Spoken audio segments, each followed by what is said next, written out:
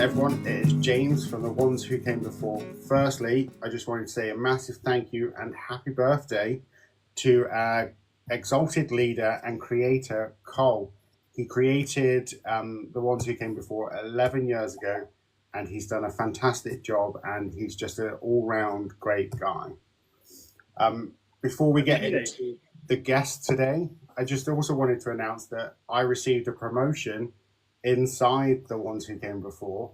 I'm now officially the new co-host of Rally the Creed. So me and Cole will take it in turns doing episodes and potentially do episodes together. And also I'm the new video content creation team leader, which was a massive shock to me. Obviously, I haven't been doing Assassin's Creed content for that long, so it was a massive shock for me. And that is enough about me and The Ones Who Came Before. We are going to talk about our very special guest today. He's amazingly talented. When I messaged him about doing the podcast, he was very approachable, very excitable, and I've been looking forward to having this chat with him. I want to welcome Rick Boer from the RBF-Productions, and it is fantastic having you here. And this is an honor for me to have you here right now. Oh, awesome! Thank you, and well, happy birthday to Colm and you and your promotion. So yeah, that's awesome. You. And yeah, great job, guys. So keep up the good work, and keep what we talked about a little bit earlier. Keep spreading the positivity. I think. Yeah, that's something I love about The Ones Who Came Before. Where all of us are constantly messing each other, seeing how everybody is. We have dedicated mental health professionals in with us as well. So it's really something that we try to promote, and it's something I'll touch on later with yourself. Awesome.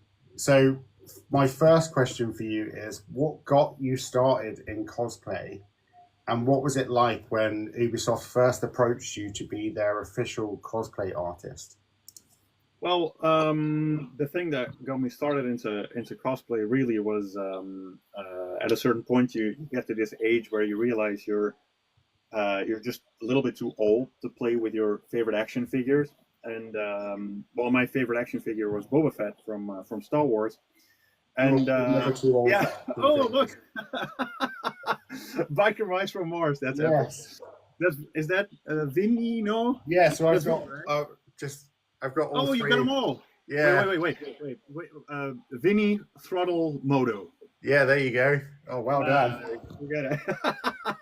Well, and as long as we're showing stuff. Oh yeah. Let me see. So this is actually what started it all. Oh wow.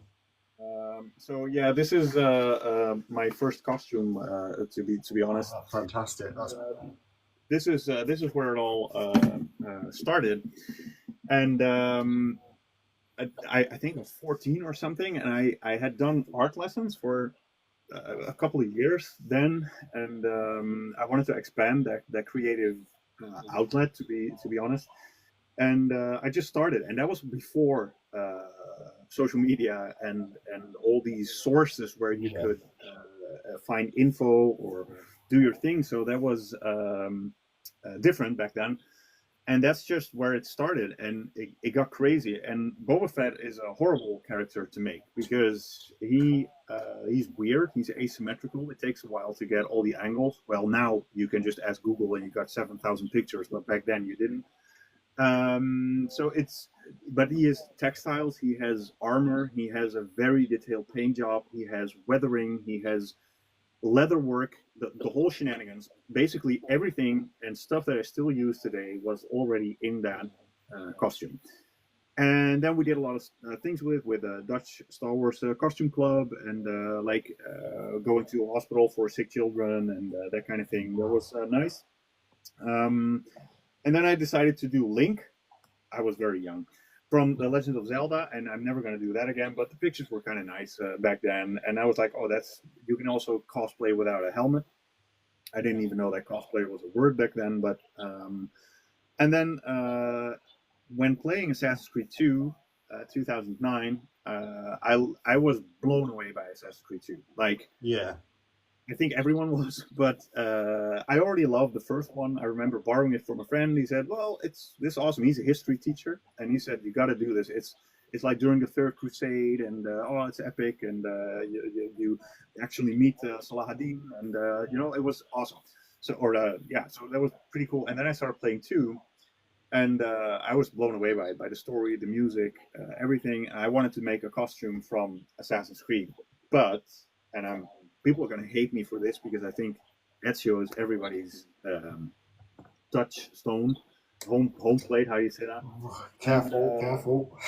Yeah, here it comes. Here it comes. I have always loved Altair a bit more because he's more stoic and he feels more like an anti-hero.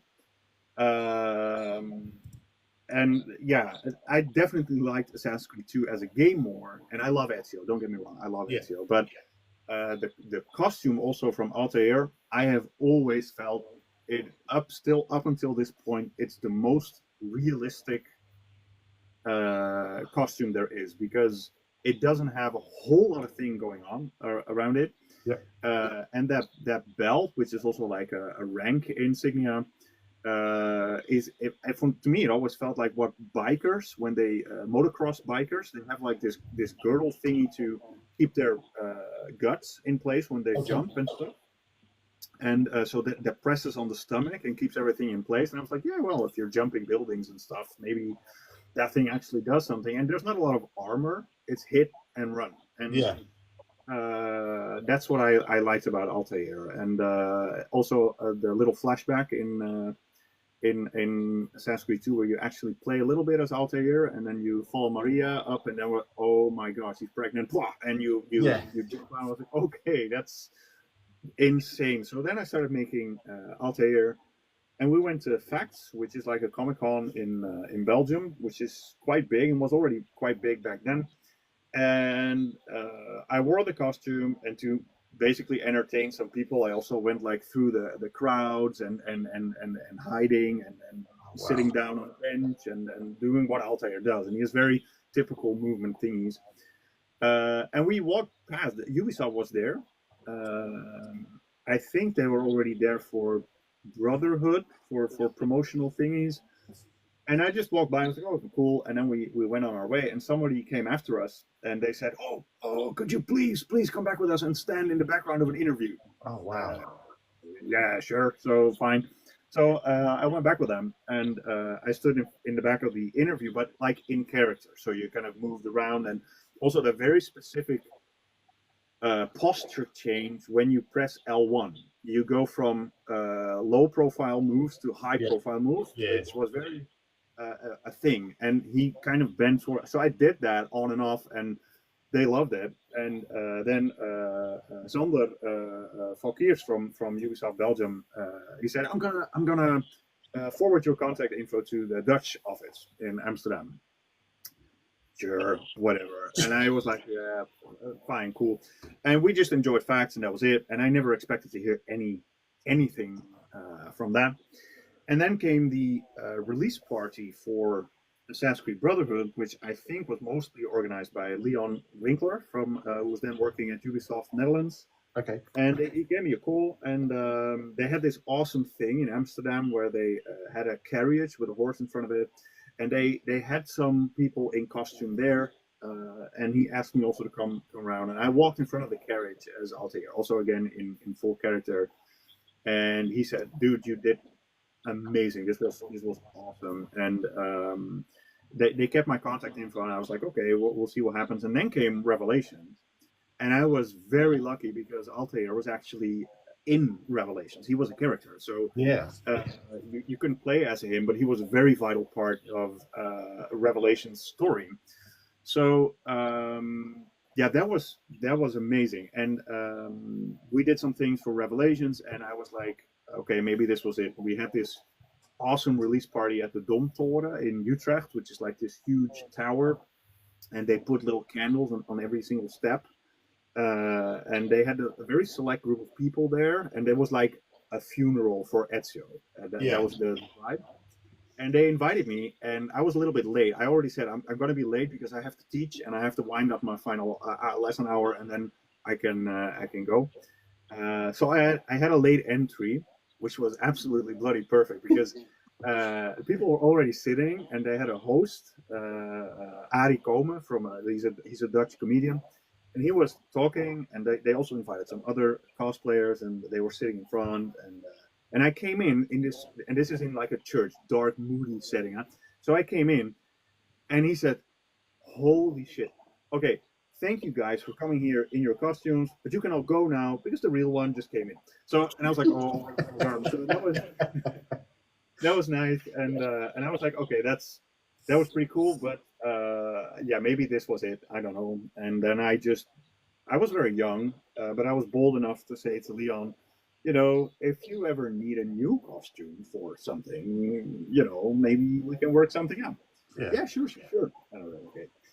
And nothing, nothing, nothing. And then a couple of months, year later, I don't know how many time there is between Revelations and Assassin's Creed 3. 3 is from 2012. A year, I think. I think it's about a year. Yeah. Yeah, I think a year or something. And I remember getting a call, and they asked, "Can you come to Rotterdam? And you have to sign an NDA, which is a non-disclosure agreement. You know, you have to give your firstborn baby to Ubisoft if you share and tell or whatever." And I came there, and I signed the NDA, and I sat down. And there was a very, very, very select group of people, and they said, "Hi, well, this is Connor." And on a screen, and that was like in January, February of 2012. So the game wasn't out for quite a bit. And I was like, and then he asked, "Can you make this?" And I was like, "Sure, I guess." I don't know. I did not know what I got myself into, and the costume was pretty detailed. And I was like, "Oh hell, I don't know if I can pull this off." But we did. And then I was finishing up on Connor, and they showed Assassin's Creed Liberation for the Vita, and there was a little crossover between the two. And I said to my wife, she usually took the pictures of me at events and stuff, and I said, "If you ever want to get onto the other side of the camera, this is your moment, because I think it was like they made this character for you." My wife is from Curacao, and she's a bit of mixed heritage, and that just, I don't know, it just worked, and we did that thing together with Connor and Aveline, and it skyrocketed on the internet, and we had a lot of fun with that, and then the next year it became this annual thing. And I remember I was still studying. I was already working as a teacher, but I was still studying. And in 2013, we had our eldest daughter, because she's from 2011. And I remember then getting the call, that text message. I'll never forget it. Leon texted me, and he said, "Hey, want to do something with pirates?" I was like, "Pirates? Are you bloody serious?" And I was like, "No, no, no. Is the next Assassin's Creed gonna be with pirates?" I'm this huge Disney fan, and Pirates of the Caribbean, and Assassin's Creed fan, and they bloody mixed that thing. And I remember, oh God, let the soundtrack, let it be good, let it be good, let it be good. I still listen to that in the car to work, and then I saw that the guy was blonde, and I was like, okay, that's nice, and it just went crazy. And we also met Anne Fleur from Velvet Art Videography. She was an intern at Ubisoft Netherlands then, and we were kind of dropped in Amsterdam city center, and like, do your thing, do your thing, do your thing. What? Okay, whatever. And we just randomly went through Amsterdam doing all these stupid things, and she added that into a video clip. Oh wow! Now I was blown away by. I was like, hey, how do you do that? I mean, I know my craft and I know my art, but to capture it and to make something that the images and the camera angles and the light and everything, and that it works, that's an art class on its own. And I have these images in my head, but she could like pluck my brain and just bring it onto the screen, and that went crazy too. And we did a lot of funny stuff with that also. this event in Utrecht again. They the Ubisoft did this action on Facebook, I think, and they said, we're going to do with Black Flag, we're going to do a giveaway action thingy, whatever. And people could go online, and then digitally you will get the password, and then go and find Edward. And if you shout the password to him, you get a goodie, which was like a keychain or whatever. And to be honest, we were a bit skeptical about that. I was like, who's going to go to Utrecht Central Station for a bloody keychain or something? I was like, whatever. But we were like, yeah. And so we were filming, and we were already having some fun, like on the tram and the bus towards the station. You can actually still look up the video on the YouTube page from Ubisoft NL. And the moment we came into that station, there was like this wall of people like coming into your face, like jacked off, because that was the password, and we were like, and we were up against the wall, like throwing these keychains, and then security came and they moved us out of the main hall. You're obstructing and blah. And I said to Gerben from Ubisoft, where do we have to go? And he said, we have to go to like Game Mania, which was like GameStop, a store in that thing.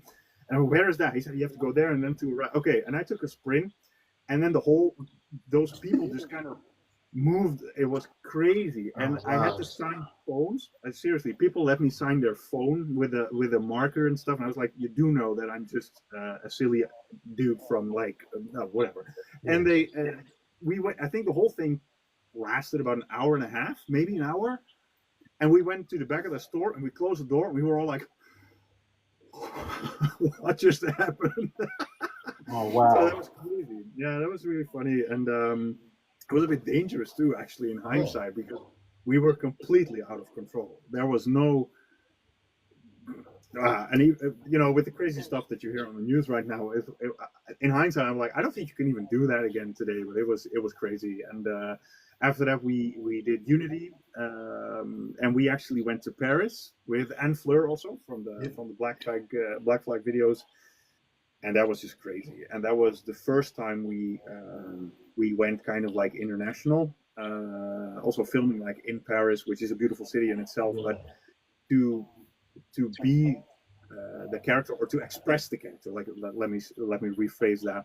I do not believe I'm Arno wearing him, but to be able to express that character in an official capacity, in the city where the bloody game takes place. Yeah. Now that's a very different kind of experience. And then later on to play the game and to actually see the locations that you were at as the character in a digital world was so beautiful and such a crazy experience. And to realize that I had never been there before, to be in Paris, in a different city, because of what I did with these hands. Yeah.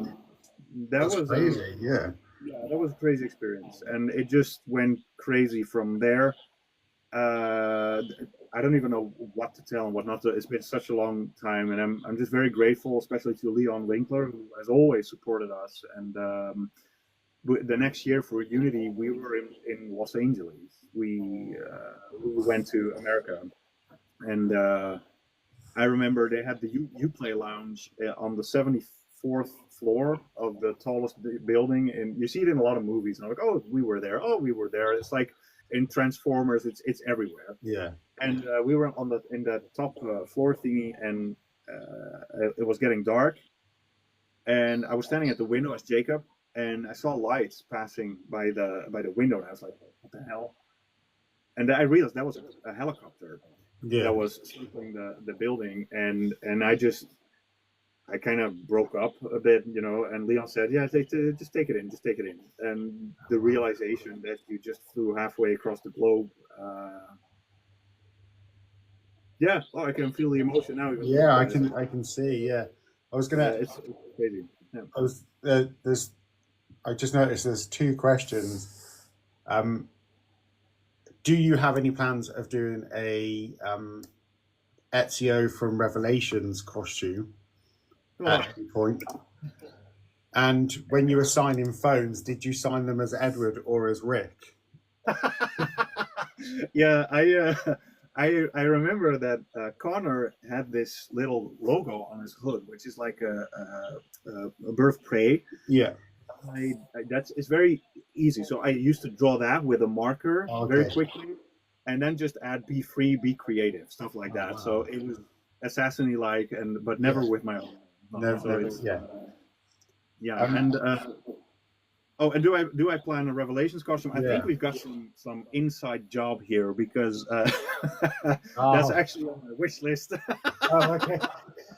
Yeah, it's definitely going to happen, and Oh wow. I'll I look wanna, out for that. and this is going to sound crazy, but I've been grateful for all the opportunities that Ubisoft has provided, and we're still doing some things. But obviously, it's going to end at some point. I mean, Yeah. you can't run around in a costume being 70, so even that it's going to stop at some point. And I've always kind of promised myself that if it's kind of finished, then I want to finish it up for myself with Ezio from Revelations, also Oh, when wow. he's a bit older, Okay. and just as a hobby Yeah. project, and to kind of close that book. So part of me is like hoping that I'm never gonna make him, but yeah, he's on the wish list. Yeah. So, so essentially, it's kind of like. So I read somewhere that Ubisoft knows the end of Assassin's Creed. They know what the end is. Apparently, the end has already been written. I don't know how true that is, but I think maybe that was true. Like when they were still in Desmond's arc. yeah. But so essentially, you know what your last costume is going to be, and that's I I look forward to seeing Ezio from Revelations because it's my favorite outfit of Ezio's. But it would be a sad day to see you hang up the hanger as well. Um, so one of my next question was going to be what's it been like working as Ubisoft's official cosplay artist? But I think you've answered that. It's been a whirlwind of emotions and great things to be doing. So Yeah. we touched on it beforehand, but my next question was going to be: have you played Shadows, and what are your thoughts on it? Where do Yeah. you rank it on the list of video games? That really narrows it down because for me one of these AC games is never just the game, and because we start producing these costumes like months in advance, Yeah. or sometimes a few weeks if the commission comes in a little late, which is a bit stressful, but we are involved, and when you make something, I think that is a bit hard to understand for people that don't create something, but if you make something, you do that with your whole being, with your whole head, and you have to focus on it, and which is also why I started doing this, because it's a nice escape from your Yeah. own head to really focus on that. But so the involvement is very hefty in an emotional way, and so when the game comes out, it's, and especially if it came with a figure, I'm a sucker for the figures, and so when these games come out, and Oh wow. you know you get these you open this box, and you open it, I can practically hear the PlayStation achievement unlock Oh trophy wow. unlock sound. It's like ping, and it's like, oh yeah, we got this. So we sit down and you boot it up for the first time, and you hear the intro music, and then all the things that you've done with the costume and the traveling and the people, they kind of uh, rage through your head. And so I don't think I boot up the game in the similar manner that most people would as just the game. It's like the climax of and the reward of a season most of the time. And with Shadows, like I said, I looked at the characters, and I was like, yeah, I don't think I can pull off a convincing Yasuke for obvious reasons. And I'm not going to pull off a convincing Nawe for obvious reasons either. So what am I going to do? And then I asked my daughter, and we've been cosplaying before. We've been Boba Fett and Fennec Shand in the past. She's like, "Oh yeah, that's epic!" And she's very into anime. She's now watching Jujutsu Kaisen and Oh Bleach wow. and Attack on Titan. So she saw the katana and so yeah, let's do that. Okay.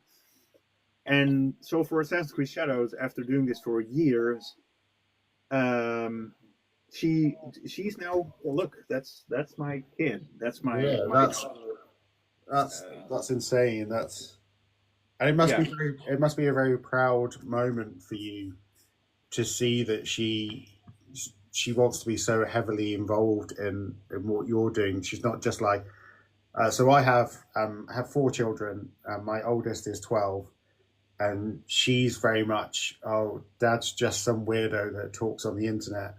Um, so it's it's really nice to see that your daughter's very much involved in it as much as you are, and potentially that could be your future legacy. There is True, and sometimes I think if they wear something like this, they also have to help, and so I try to get them onto the sewing machine, and only if they want to, but yeah they don't have the patience to see through, so that's okay. But the way she wears it, that's something that I never expected to happen because she does dancing, and she was kind of introvert to be honest. So I wasn't sure if she was gonna sell the character because there's a difference between making a costume, wearing it for fun, or wearing it for a professional gig. yeah And if you do a professional gig, or if then you have to, you're like the moving poster. yeah And when so I was like, yeah, is it going to be convincing enough to put it in the lineup of what we've done before? And then we did the Fennec Shand shoe with Boba Fett, and that really hit even more than AC because Star Wars is where it all started for me. Boba Fett was my first costume, and now I was pairing up with my kid for Boba Fett. I was like, what the?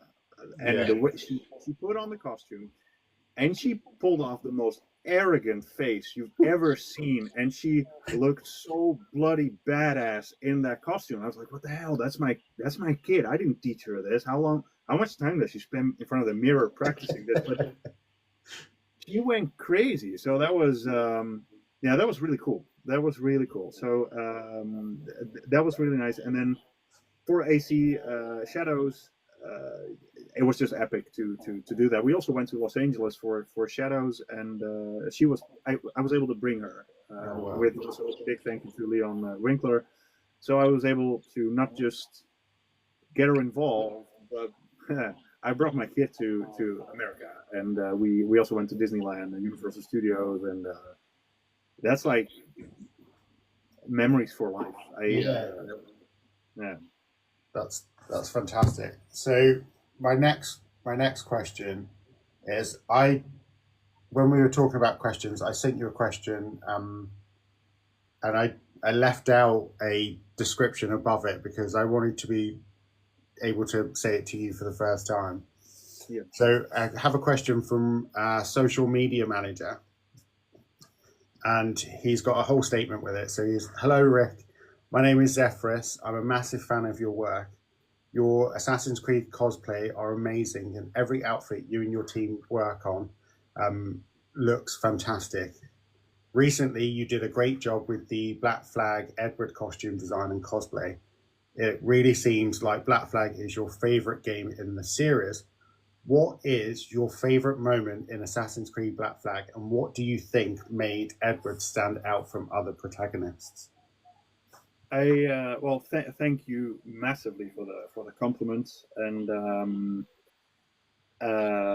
when I played Black Flag, like I said, it was the third gig that we did, so that was also a moment. I was like, oh, it's still going, we're Yeah, still sailing, and I'm already a big Disney fan, and Pirates of the Caribbean was fun, and that felt like they were mixed those things for me together was epic. And the first thing I noticed when I booted up the game was obviously the music, but then you know, that whole scene where you wash ashore, and that's the first, because you start in the rain on the ship with and then Duncan Walpole, you know, the whole thing, but you wash up on shore, and that's when you see the first daylight shots. Edward wakes up on the sand. The first thing I noticed, I loved Assassin's Creed 3. Well, maybe not so much the secondary objectives, where, you know, you got this little X saying what an idiot you were every single time you failed something, but uh, that was more serious and grayish Yeah. in color palette, which was fitting. And then Edward wakes up, and you see this beach and the turquoise blue water and the green trees and that whole setting, that whole vibe, that pulled me in instantly. And then there's Edward's character. He was so offbeat, so he was selfish but charismatic. He wasn't in it for high stakes or whatever. He just wanted to get rich and prove that he was worth his wife. That was basically the first motivation why he went, and got rolled into this thing that he knew nothing about, and that there was a lot of humor in it too, that I really liked. So there was this mix between loving the character, getting drawn into his personal issues, and then getting into the Assassin's Creed from a different angle, from a different perspective. So that's what I really liked, and my favorite moment by far, and it still gets to me today, is the ending where Okay. where you see all your fallen. He sees all his friends, and they're dead, all of them, except for Anne Bonny, which is pretty cool because she disappeared from the history record. So they saved her in the story. And you see Edward Teach and Jack Rackham and Mary Read. They're all at this table, and he walks down. He picks a flower. He goes to the ship, and then his daughter comes down the plank towards him. I was like, oh my god! And he started this journey to get back to his wife, and that failed miserably, to be honest. And Caroline's already dead, and then his daughter's there. I was like, what the hell just happened? So Yeah. I thought that was really well executed. With and I believe Anne Bonny sings a song also accompanying it, and I think so. Yeah. yeah, and that crazy. And Black Flag isn't just my favorite Assassin's Creed game. It's one of my favorite all time games. It's like right up there with Ocarina of Time and Metal Gear Solid, Halo. It's for me, it's one of my favorite all time games. My wife got crazy when I was playing Black Flag because when there's this point in the game where you're basically free to roam, where you're. But the thing is, I kept raiding these ships. I even did this thing where you can jump off the ship, middle of the sea, and then there's the ships fighting in the distance. And you can swim towards the man of war. That takes forever. You climb on it, you fight all the people, and then the ship just stops, and you go back and you swim all the way back, and then you sail up to it, and it explodes, and you got it. It's done. So I did all these crazy things, but every single time I got back onto the ship, it starts with the same story continuation lines. Yeah. Hello, Captain. It's a fine day for any kind of mischief. What will you have us do? Well, I don't know. Master Kidd hinted at a prize he was eager to show us down in Tulum. You trust us to play it fair? Oh, I can't be sure. But he has a way of picking away at my conscience that gives me pause. And every single time I got onto that ship, that piece just played. And my wife was like, could you get on with it? Can you just stop? Yeah. Yeah. So I have a very controversial opinion of Black Flag. Oh, God. So it was a nice interview. Thank you. Yeah, it's been great. Yeah. So for me, Black Flag isn't one of my favorites. I have it quite far down on my list. Because I remember I was looking forward to Pirate. I was looking forward to everything that made Assassin's Creed great until that point. And then I felt like it kind of went downhill. The modern day story I didn't find very engaging. And the more I've the more I've been doing AC content, I've come to think that potentially that Black Flag is the prototype for the RPG era. I even wrote an article about it, pointing out that its map is huge. In the grand scheme of things, it's the second largest map. Edward's not really an assassin Nope. per se. The combat and all these little things. So for me, Black Flag isn't up there on my list, and I've since been doing Assassin's Creed content. I've tried to finish it twice, and I just can't do it. I just spoiled it for you. Yeah, I even made a big thing and was like, I promise that I will complete it at some point this year, and I have every good intention of completing it, and every time I just can't get past a certain point with it. So that is my controversial opinion. But what is, for a frame of reference, what is your favorite then? So my favorite is Assassin's Creed 2. As we said earlier, everything about AC2, the setting, Ezio, the antagonist, the story, the music, I think everything was perfect, and it was such a well-written, well-played game that I'd already had a love with Italy already. I always wanted to go, and for me, that game solidified that even more, and it just made it that more enticing. And I think that I think that Ubisoft in general have never written a better protagonist or modern day story than AC2. I just think everything about it was so good, and it's a game that I think, I know we've got the Ezio collection, but I really want them to remake and like the trilogy, remake it again, with the Shadows engine and everything. I think it would just solidify its position as the best. But you will always find people that it's either Ezio's their best assassin or it's Edward. It's always one of the two. I think I know where you're coming from, and to be honest, I agree with. I didn't hate the modern day parts in Black Flag, but I did feel that we were, kind of building up to something with Desmond, and I wasn't expecting to be the climax Assassin's Creed 3, because that basically finishes Desmond's story. There have been some minor hints that he's coming back as this kind of AI golden thing, but then it's there in one title, and then in the next there is no mention of it.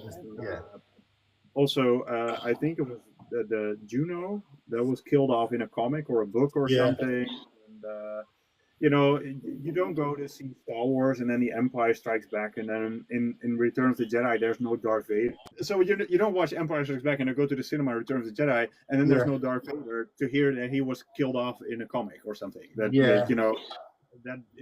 doesn't really cut it for me. And I loved the modern day parts. I was invested in Desmond and his story. I did think that the modern day pieces in Black Flag had so much lore. There were so much interviews and also these recordings of people going nuts and suffering from the bleeding effect, and that was like still tingling, like, oh, what else can we do in Assassin's Creed? What else can happen? And so I still really like that. But I think that's just awesome about these games. There's something, if you're a fan of the series, obviously you're going to have your pros and your cons, and it's some things work for you and others don't. And maybe if it motivates you, I can wear him and stand behind you with a real cutlass. Now you're gonna damn finish it, Yeah, just sit on the back of my stairs there and just poke me with a sword. That would be great. I have really tried, and I want to see it how everybody else sees it. but for me, I can't get past some of the issues that I see with it. But to go, I think it's also such a change from AC3, where, like you said, it's a lot grayer, it's a lot darker, it's a lot. Connor is such a moody, miserable protagonist, and then you get this. Then you get Edward, who's a wise-cracking, charming, and the contrast in them. I would just like more of a an assassin story. I think. But something I wanted to touch on, in the last few episodes, we've been talking about mental health and how that looks as a content creator. What does it look like for you as a cosplay artist, and how do you manage that sort of issues? So for me, I tend to lock myself away, which is a problem, but I like to just take myself away, bit of quiet space, a bit of quiet time, and it tends to help. Thing is, I wasn't expecting this. I'm sorry. I'm not entirely sure if I should just throw this into the world or not, but I don't have really anything to hide either. But I have my own psychopathological disorder, and yeah, that's been tough. And the costuming has also been like an escape, and it's a curse sometimes too, because when I finish something, it's an escape to go into this tunnel and not have to deal with the demons in your own head. And then when it's finished, it doesn't take much to hate it, what you've done, and I can get frustrated with it really fast. Also, what has been, and that's really stupid, because I don't know if it's been jealousy or but seeing what goes popular on the internet sometimes, and these high profile cosplayers, and if I see what they do and how they do it, and I'm like, how does that blow up so hard? Even though on the costuming making level, it's really not that spectacular, and there's this difference between being an influencer or a costume maker, and what I've had a period where I hung up my self-value on the number of likes that you would get, and it took me a while to settle with that and to say, I don't know if I can say the F word on TikTok, but F this, and that's not a definition of who I am, and it's definitely not a definition of the quality of my work. And I finally reached the moment, and maybe that's arrogant, and fine if people judge. I don't really care anymore. I like it if people like it, but my work is good, and I think it could contribute to productions like Hollywood productions. I think I have something to offer. But it's not so much about having the talent or doing what you want to do or being good at it. It's also about knowing the people at the right moment and the right time. And the social media sells, and I don't have a huge gang of followers. I don't play back to the latest meme or TikTok or whatever. I have zero ambition to do that, and to sell yourself like that. And like I said, maybe I'm just a bitter, jealous idiot. Fine, like I said, I don't really care if people judge. But what I did learn again is that my work is good. It's allowed to be said that it's good, and I'm my own worst critic. So I redo costumes, like at work, because I look back and I'm like, yeah, it's okay, it's kind of nice, but it could be done better. So that's the mental health thing is a thing where like I said earlier, when you make something, you do it with your entire being, and you drag all of your emotions and your baggage into that. So sometimes it starts off as a nice getaway, a project like Getaway from Your Own Hand, and it ends up this huge um, block or drain, and it can even uh, suck all of your positivity away, and you really start to look at life as running through a swimming pool. So Yeah. it's a two-sided coin, really. So yeah, it's there, and we dealt with it, and we've got our ways to cope with it, and yeah. That, so I apologize for adding Okay. the question. It was just something that we've touched on previously in other episodes. It's something that's very big um, for myself as well. I so anyone who knows, when I was going through my first divorce, I contemplated doing some things that I'm not very proud of, um, and it took me a long time to get to the point where I am now able to have conversations about it and feel that I'm not as bad as I once was. And when you said about feeling your self-worth by likes, that's something that I do that quite a lot. I'm like, right, I've posted this video and it's only got X amount of likes. What was wrong with this video? Why am I seeing other videos that aren't as good, that I deem aren't as good as mine, doing better than me? And it's something I have to struggle with. And my partner, she's very good at grounding me and having those conversations with me.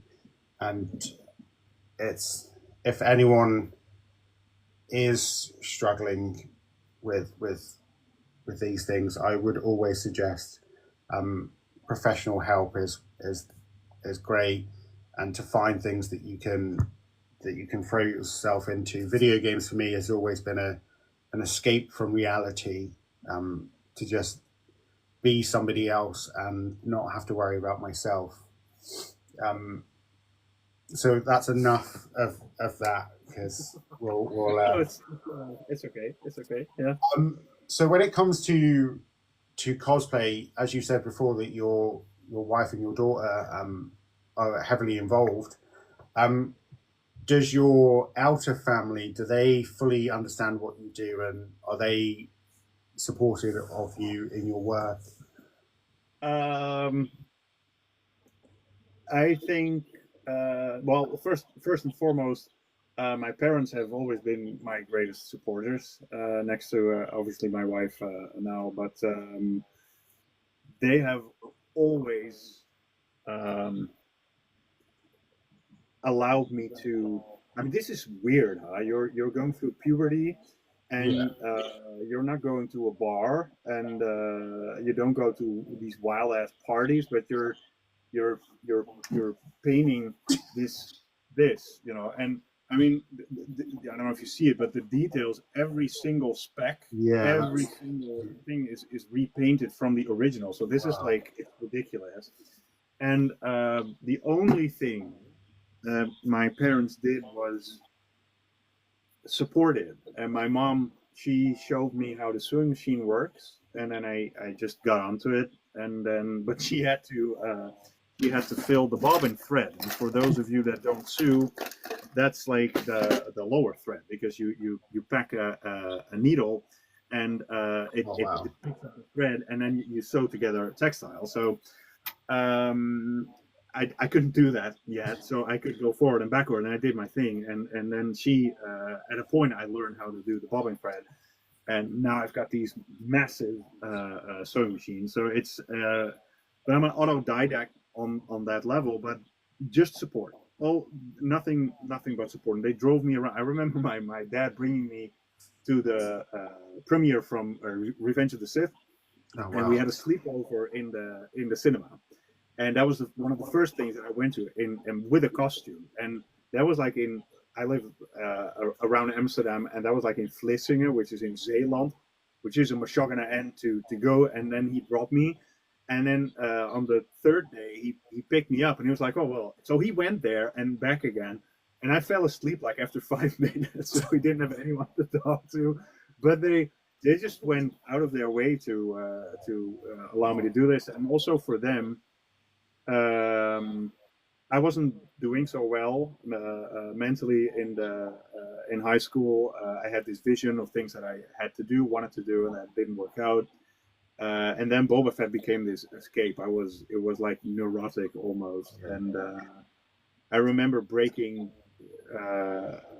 My mother said something, I wasn't agreeing with it, and she got sad, and then I got really angry and started throwing around the Boba Fett costume, because that was the first time that I really broke out. It was just an escape, and that I wasn't doing so well, which was, I don't know, yeah, I don't know. It's well, I'm not gonna go all teary eyed here. So but the thing is, it brought a lot just support. But on the other hand, there's also people in the family that are like, what the hell is he doing? And I think especially from my wife's side, when I first came into the picture, I think that a lot of it, what the hell is he doing? So I get that. So I met my partner while doing content creation and stuff, and her family generally are like, he does what now? I mean he plays video games, and people watch him play video games instead of playing video games himself. And even I was, before I started this content like creation stuff, my kids would sit and watch other people play video games or play with toys, and I'm like, you've got the toys, why are you watching someone else play with the toys? But now it's something that I do quite a lot of. So but they are very, very supportive. My partner's family in Scotland and her parents, they're all very supportive. They always ask how things are and stuff. I had to write an article for The Ones Who Came Before, which was pitching a video game in Scotland. And my partner's parents sent me books about Scottish history and Scottish law, just so that I could read it and make sure that I'd got all my bits of information correct. So they're very supportive of too. And I think having a supportive having a support group around you is a very good thing to do, especially when it comes to video creation and obviously cosplay and stuff. Having someone around you that understands is fantastic. I think on this side it's also mandatory, because and both my in-laws and my parents, they help us out like a ton, because when we travel, we got 3 kids, so where do they go? And Milana's now quite old enough to handle herself, but Luke's only 7, so it's like this whole family endeavor, and my in-laws, my parents, they're always at the ready when we when we ask, can you look after the kids, and whether it's for a day, 2 days, 3 days, it's not just nice, like, oh, it's nice that they're supportive, but it's like we couldn't go. They're actively supportive as well, and that's fantastic. To go back to questions about your cosplay, your recent Black Flag content has skyrocketed.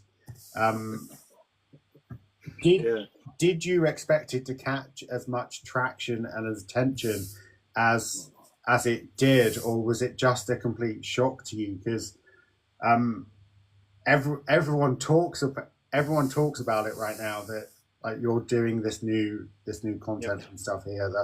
Well, I think that it goes hand in hand with the rumors about the remake, and I think a lot of people are looking forward to it. Although the hate train has also already started on YouTube, obviously, and but No, I did not expect it to go this. For me, it was more like, I don't know what's going to happen with AC in the future. I don't know what's that. Well, there was a lot of things with Ubisoft and Tencent came in, and how's the future going to look? I don't know. But I love this series, and also I have remade costumes in the past. I've done Solid Snake twice. And I've done Boba Fett 3 times since I first started him. And there's Altair, I've also done twice. There is no better way to test your skills and to see how much you've grown if you redo one of these costumes with the skill set that you've acquired in the year since you've done them the first time. And that is absolutely crazy. And obviously, I also saw the rumors for the remake, and I was like, oh, please, just give me Black Flag. Let me go raid all those Man of Wars again. And I love the game, so I was like, yeah, you know what? Screw this. I'm gonna remake this costume and see how far I've gone. And it started that I wanted to pimp him, just slightly update the costume that I already had, but it was in Paris because there's a few of them on display there in Ubisoft HQ. And as I started, I was like, I want to add that big overcoat that do I have it here? Yeah. That big coat that he wears, which I didn't have in my first iteration. First iteration was also a dragon to get into. Was really, when I look at it now, I'm like, how stupid can you be to make it like this? And through Cat Art Cosplay, a friend of mine, also very, very, very, very, very good cosplayer on Instagram. He's really good. And he kind of got me into this leather working stuff, and I was like, okay, what if I add all these new kinds of techniques that I saw and learned, and how far can I get this time? And I was a bit worried, am I too old for Edward now? But I thought, well, face-wise, I can still kind of get away with him, and I'm still blonde, so that works. And I was like, let's do this and let's go nuts. The thing is, how can I break my own creative barriers? And I've always said to every person that commissioned me, every company that commissioned me, I have not mapped my creative boundaries yet. The only boundaries that I've met are time, money, and space. If I watched the making of Jurassic Park, I could have helped them with the animatronic T-Rex.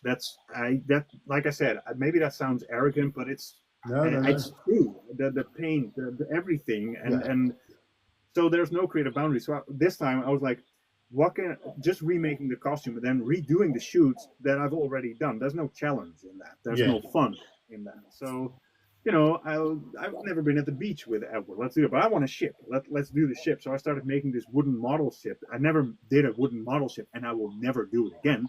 But it came out pretty cool because I got the kit and I was like, yeah, it's a nice model ship, but it's not the Jackdaw. So the drawings, I redrew some of the things, like sketching it on, and then I could just throw away the drawing because there was no point because I modded it into having to look like the Jackdaw. Let's chop it in. You know what would be crazy? Let's get a stupid shark head one-on-one and go underwater and do some stuff with that. And it was crazy. And but I love the shots also because it really approaches. And then I'm here again with this guy. Yeah, it all comes back to this. I was brought up with Star Wars and playing with the toys, watching the movies, collecting the stuff. But also, I was hung up on making art. How do they do this sound wise, visually, special effects, models? It is, and especially Star Wars. It's so old fashioned in it's all handcraft. I mean, there's paintings in the movie when Han Solo lands on Bespin and he walks towards Lando. Only the stairs of the Falcon and the bridge is real. Everything else is painting. Oh wow! So it's the Slave One when Boba Fett's starship when Boba boards it, that's a painting, that's not a model, and so I was like, oh, that's amazing. So doing this, and I'm by no means saying that I'm doing a Hollywood production when doing a stupid photo shoot with a shark head, but for me it's like, okay, I made the costume, I modded the shark head, and the miniature shark head for the full body, because we had this big head and a miniature full body one, and then we merged them with Photoshop, and I do all of that myself. I do the photoshopping. I do the, so it's like every aspect is more or less real, which I think is kind of an authenticity. Obviously, Photoshop uses AI algorithms, but still, every asset in that shot is real. Costume, even the water, the stupid ship, the everything, and that harkens back to Star Wars and Jurassic Park, where you have these things and you combine them to make a full a visualization, a representation of what it's supposed to be, and nail it. Just go to that limit and bust your ass off to get it done, and then look at these bloody pictures and not see myself anymore. You know, it has to be Edward Kenway because that's what you're doing. And I've been lucky to work with photographers like the underwater shoot with by Marije, and recently came into contact this year with Mentors Collection, Gillian. And oh my God, he's such an artist. It's crazy what that guy does with a camera. And he's a bloody Assassin's Creed nerd. So that was like a match made in heaven. And so we did some pretty epic stuff. And regardless of whether there's a remake coming or if Ubisoft wants to, maybe they don't even want to do anything with me because I kind of, went online and everybody, oh, the remake's coming because of Rick Boer. No, that's not behind it. That was never my intention. And but we're gonna do a ton more with it. I'm now working on a reread for my daughter. And friends of us are working on Blackbeard, and she already has Anne Bonny, and we want to do crazy stuff with it. We want to do more. We want to do. I think I'm also going to record a sea shanty. That's just that'll be yeah. So that's I'm not. As I said, I'm not a Black Flag fan, but looking at your stuff for Edward, it just looks fantastic. I showed my children are from 12 to 7, and my 7-year-old and my 8-year-old, I was like, this is who I'm going to be speaking to today. I'm like, oh my God, what's he doing with this shark? Is it like, so it's fantastic to see the stuff you've been able to do with the ship and stuff. It just looks fantastic. And continue to do it. It's just brilliant. It leads on to my next question. What challenges did you face filming those scenes in the water? I bet that was some challenging work. Full dressed as Edward. Yeah, and the thing is, we had that experience from 2013. And we did an underwater shoot, and that was not going exactly the way I wanted it to. I was there, my wife was there, and we had a photographer, and the camera that was, I borrowed it from a friend, and she was actually with us the second shoot, but I'll come to that in a bit. And I did that shoot, and the thing was, I was going to be on the side of a pool, and then the photographer would dive down, and then I would the photographer go down, I would dive after the photographer, and then the camera could take like 1, maybe 2 pictures before it had to recharge its flash.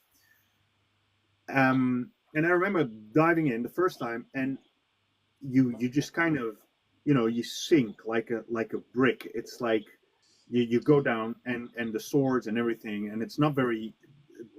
What Edward does, what I did in the game, swim through the Manowar, it's just like, no way, it's just not going to happen.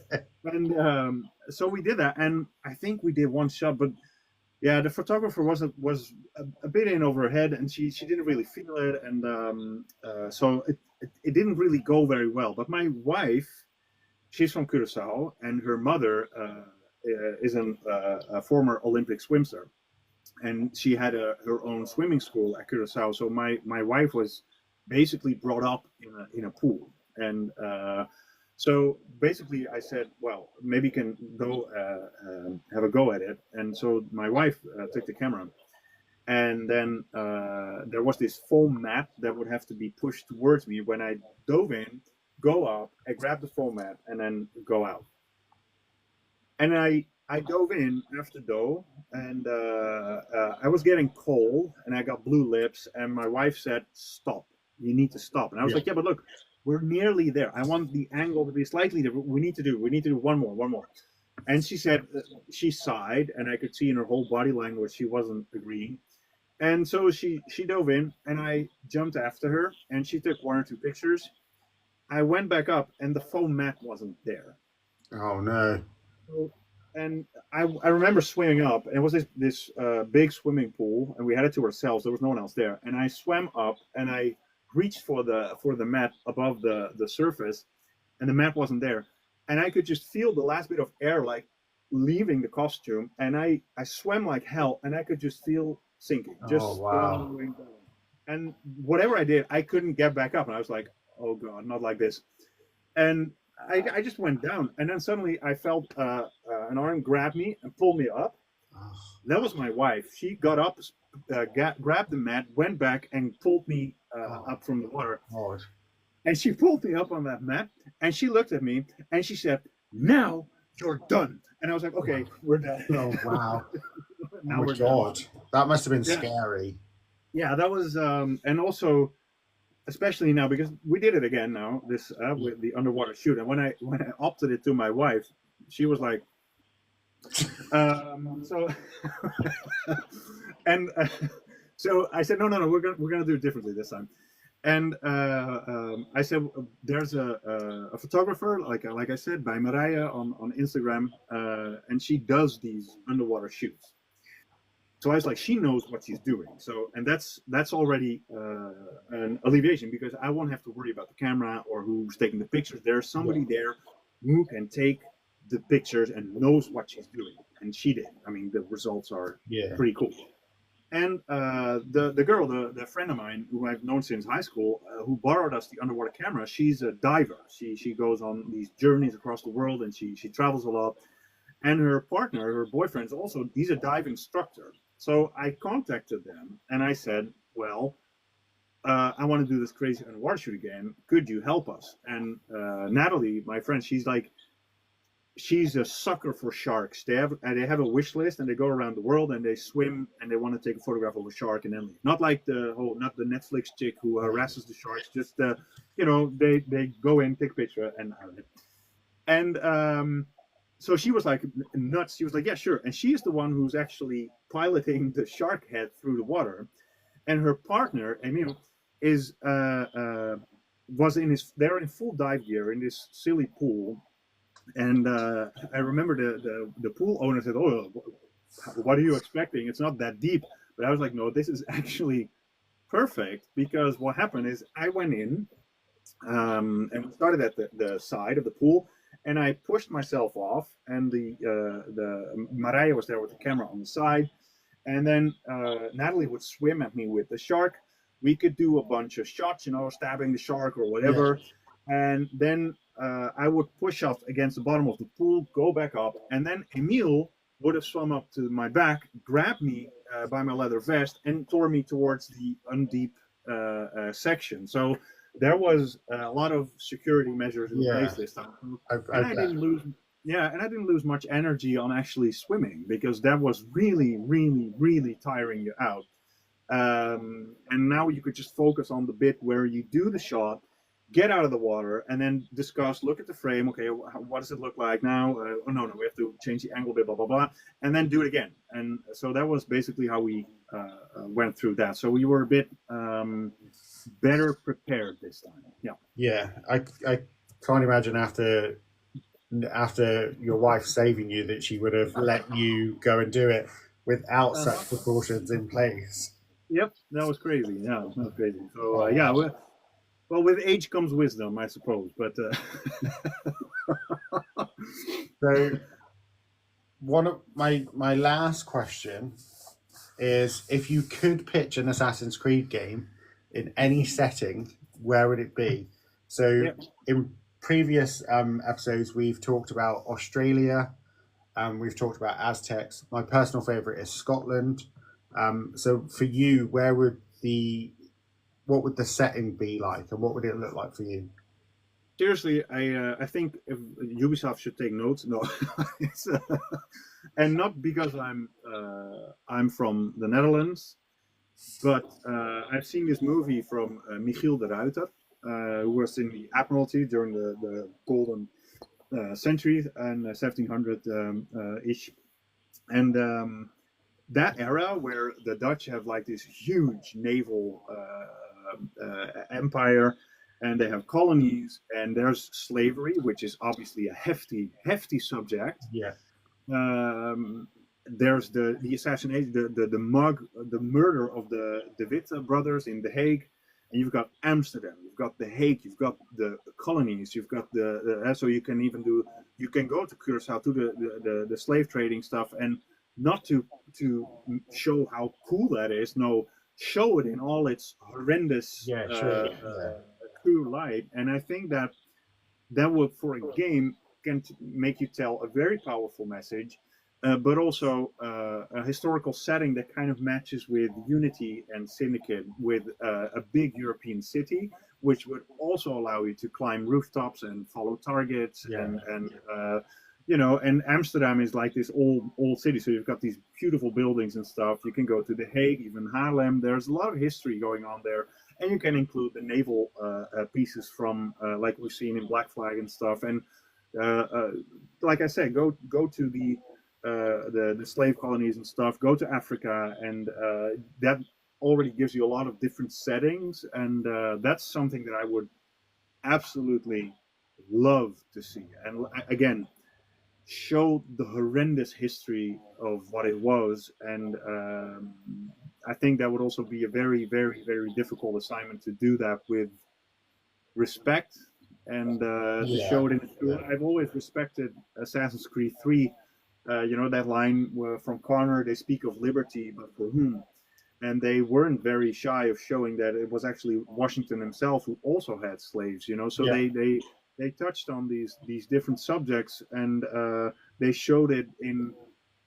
Yeah, of course, there's a narrative. So I think Assassin's Creed has its highlights for historians, but also let's not get too carried away. It's always a narrative, a lens that you look through this game to. But I think that will be absolutely epic. So that was something that I would do. But it's not something that I've. So when I'm not very versed on other countries' history, so to hear that would be a great setting for you seems really good. It sounds like it would lend itself very much to Templar control and assassin liberation. It seems like it would be a very good setting. That's something So I like Scotland, but for me it would be the first War of Independence. So it's around like the 1300s. It would be pretty guerrilla warfare, I think. But I think again that leads into an assassin themed. England does not have the best history when it comes to colonization and invasion, so I think that would also lead into it really well. So yeah, I like that idea. I like even with its dark undertones. I think it would work really well. Slavery's been part of Assassin's Creed for some time, and I think it would be good to continue those themes on. The more light we can shed on these issues would be fantastic. So I said that was my last question, but as we were talking, I thought of another one.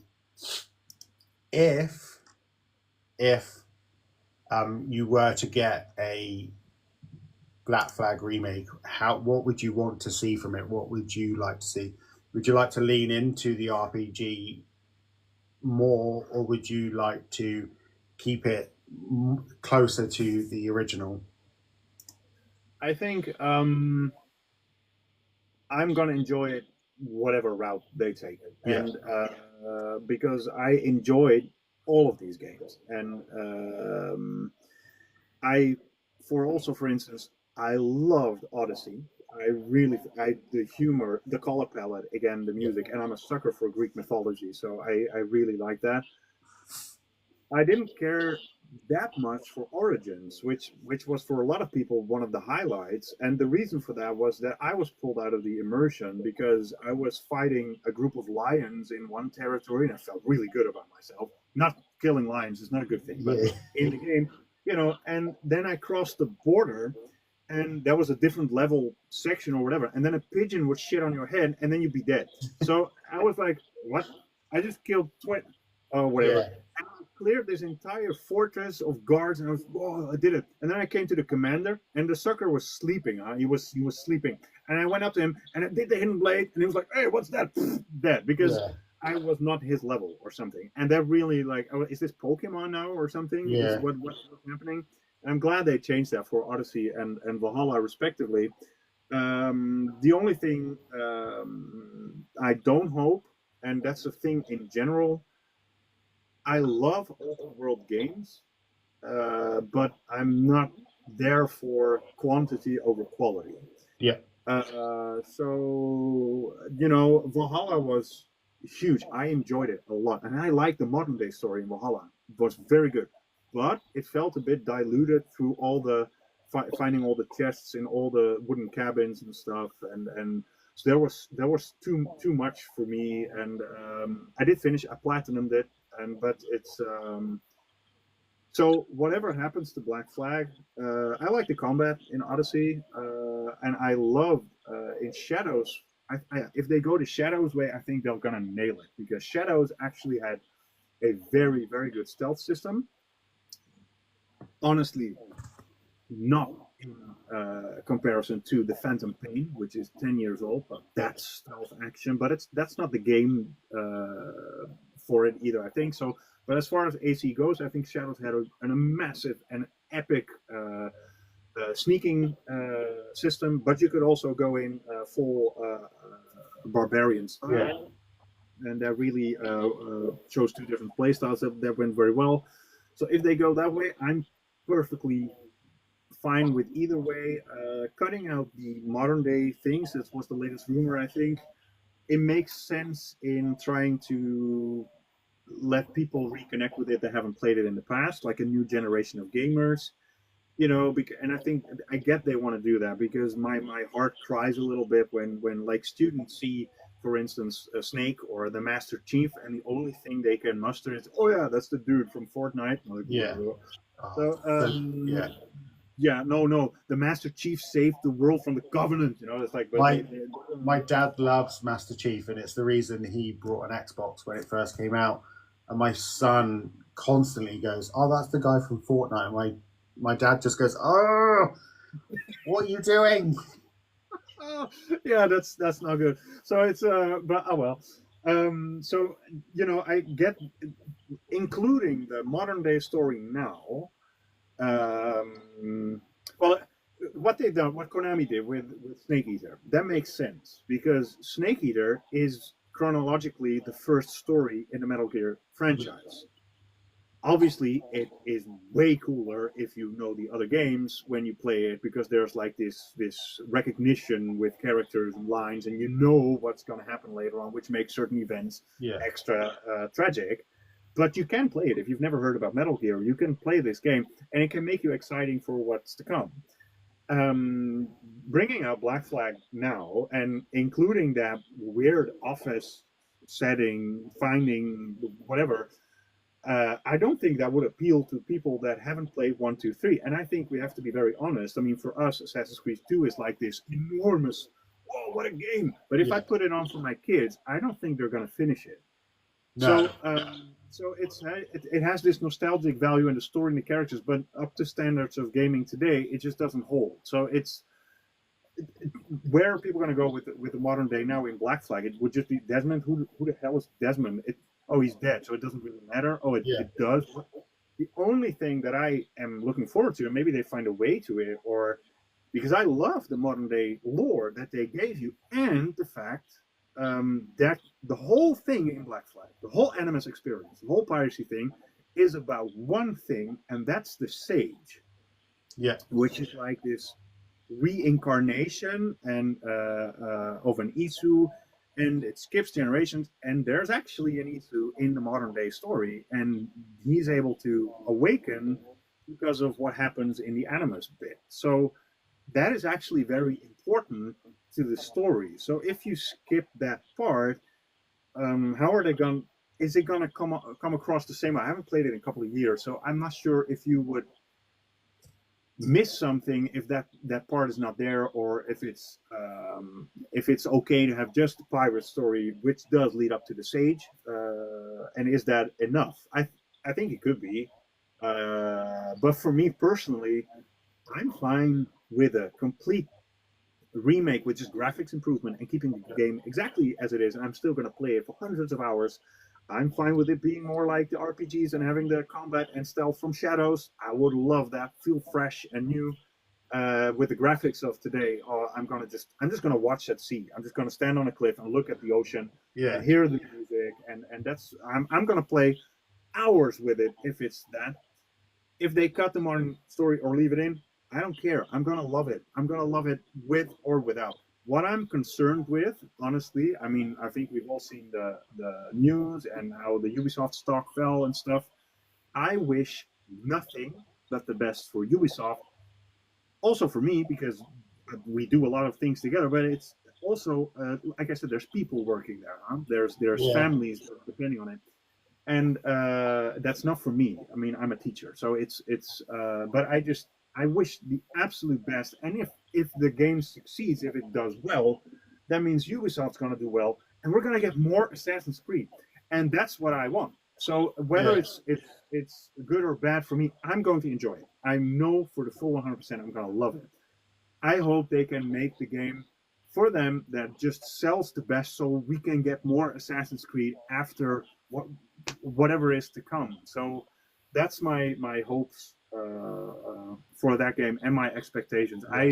At this point, I really don't care what they change or not, because I've enjoyed Shadows, I've enjoyed Valhalla, I've enjoyed Origins, I've enjoyed Odyssey, I've enjoyed all of them, the old trilogy, the Unity, Rogue. Oh, what a gem that was! And so there's something for me in all of these games, and this is I can't wait. I hope it's real. I hope it's coming, and yeah, I'm the same as you. For my thoughts on the original, I hope it is real, because I want to love this game so much. So, and I think part of my issue with it is that you can't. I played so much of Shadows, so much of Valhalla, that when you go back to Black Flag, graphically it just doesn't hold up. So it's a real struggle. Whereas if we upgrade it, if you give it Shadows graphics, Shadows combat, and stealth, it will be stunning. It would the graphical leap from Valhalla to Shadows is glaring, and even from Mirage to Shadows, the graphical update is glaring, and I think it would lend. Mirage was basically built on the Valhalla. Yeah. So it was I think a DLC mentioned as a DLC at first. So yeah, I think it was meant to be a DLC, and then obviously they decided to do it. So I think graphically it would look fantastic. Yeah. I want them to lean more into this RPG era, because I think it would lend itself really well to being a pirate. A pirate's not necessarily the stealthiest of people, and someone as arrogant and egotistical as Edward wouldn't want to be sneaking around. He would want to be big, brash, and bold. And I think the RPG era would lead really well into that. Yeah. For me, I found my problem with Valhalla is that it seems like the world's too big and too bloated, and it's very empty. And that was similar to a problem I had with Black Flag. So I would like it to. I understand it's the big open Caribbean. It needs to be open, but I want you to be able to do more in it. I want you to be able to, like, I just want more of it. I just want it to feel more alive for me. I definitely want more of Edward as an assassin, because I think the game has 13 sequences. You become an assassin in the 11th sequence, and then that's it. I want more of an Edward assassin story. I think the latest rumor said that they might be adding in Mary Reed's storyline, which is a little bit bigger than, which I think could be interesting because she is the assassin in the Yeah, game that makes you change your mind in the end. So um, yeah, if they can add that, I have no idea what's supposed to happen in those sequences, but I think that could really add to the Assassin's Creed lore that well, people like you would want yeah. or need from it. So yeah, I'll be all for that too. Yeah, I think also, as we talked about earlier on, that like Juno dying outside of the game, I don't think we find out that Jacob Edward is a master assassin until Syndicate, I believe, when you go into um, Kenway Manor. I I'm trying to think if there was. I'm sure there was a comic that probably no, explained it, but I'm not sure, but I think I'm not sure on that because I haven't read it. Assassin's Creed Forsaken, which was the novel version of Assassin's Creed 3, that dives slightly deeper into Edward as being Hayden's father.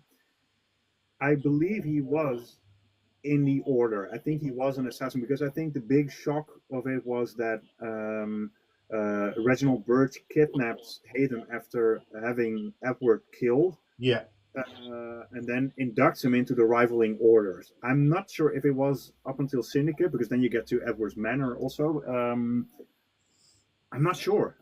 I I can't remember. I think it was mentioned in Forsaken, which is basically it was at least released at Assassin's Creed 3 era. yeah, I just want more of Edward as an assassin. I think that would that would cement his position um, as as a higher up protagonist in the series, because you've got the likes of Altair and Ezio.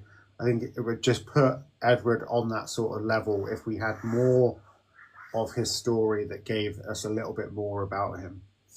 Yeah. Um, and I think that is us at the end. Um, I think we I, could go on for I hours. feel like we could go on forever. Um, Firstly, I just want to say a massive thank you for doing this. It's been a great honor talking to you. It's been brilliant. Yeah, thank you for being here. Before we go, um, we give you a chance to tell everybody in the chat where they can find you on socials and all sorts, so they can see more of your amazing work. Well, first off, thank you for having me. That was just awesome, and I really enjoyed this talk actually. So it was really good, and it also it makes you connect with the fandom from Assassin's Creed. You know, like talking to a fellow fan, because Yeah, that's where it all started, and that's just it's so cool. I'm used to fan gasping over Star Wars with fellow nerds, but yeah, I really enjoyed going through AC like this with you. So thank you for that. thank you. And people can find me well on Instagram. It's just RBF-Productions NL, just in a single line. But if you just type Rick Boer in Google, I'm pretty sure you'll find Okay. whatever you need. So but yeah, I'm on Instagram. I'd appreciate a follow. But yeah, if you like seeing my tinkering around, then yeah, it's cool to be there. We'll definitely give you a shout out on the on our socials, and I'll send this over to our editor Charlie, and he can be able to do things, and he'll put it on YouTube and all sorts, and then we'll cut it down for TikTok shorts and stuff, and we'll definitely post you in those, and you can um, see those clips. Very cool. I just wanted to say, so we'll end it there, but personally, I just want to say a massive thank you when I messaged, I didn't think you were going to reply. I thought it's going to be one of these things that you post and you're like, oh yeah, I messaged and asked, and then you replied back. I said to my partner, I was like, oh my god, he replied back to me. What do I do? Like, oh my god, this big person that's been involved with Assassin's Creed for so long, for a lifetime fan of the series. I've never been able to talk to somebody of such stature about these things, and it's been great fun for me to sit and have a chat with you about this. Awesome. No, thank you very much. I'm just me. I just make silly things, and I appreciate people liking it, and I'm very proud Ubisoft likes it too. Likes it enough to make use of it every now and again. But if you ever want to do another chat, or if you said something about mental health, if you want to do some awareness, or if you want to do a fundraiser, if I can contribute in any kind of way, just give me a message and we'll see what we can do. Oh, brilliant. Thank you, Rick. It's been a pleasure, and thank you. We'll have chats, and then I'll get back to you about anything we've got planned coming up.